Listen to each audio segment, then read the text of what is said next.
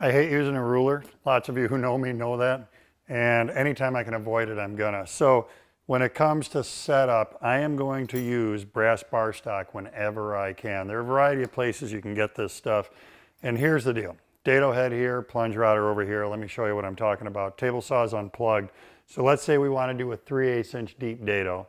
I'm going to take my bar stock, 3/8 bar stock, get it next to the dado head, find top dead center of the rotation, and then raise the head until the top of the tooth is even with the top of the bar stock. Now, I use this in classes that I teach all the time, and my students use it.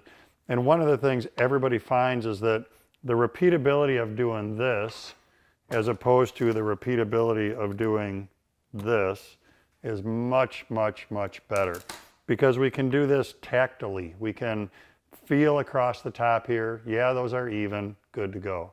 Where when we read a ruler, it always gets a little bit subjective. So that's one example. Let's look at a plunge router. Plunge router, first thing is disable the stop rod. So we can slide that up out of the way. Once I get it loose, there we go. Next step, allow the router bit itself to touch the work. That's your 0 point. Lock it down. Now we decide how deep we want that router bit to cut. Let's say we want it to go in 3/8 of an inch.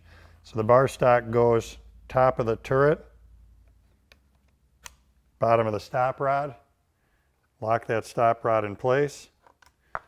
We're perfectly set to do a 3/8 deep cut every time without having to do any measuring. So once you get the bar stock in your hands, it's one of these things. One, I think you're going to say, why didn't I do this earlier? Two, you're going to find yourself using it at the router table, at the drill press, handheld routers, table saw, lots and lots of applications. It really is such a handy way to set up your tools and makes it so much easier than trying to read a ruler.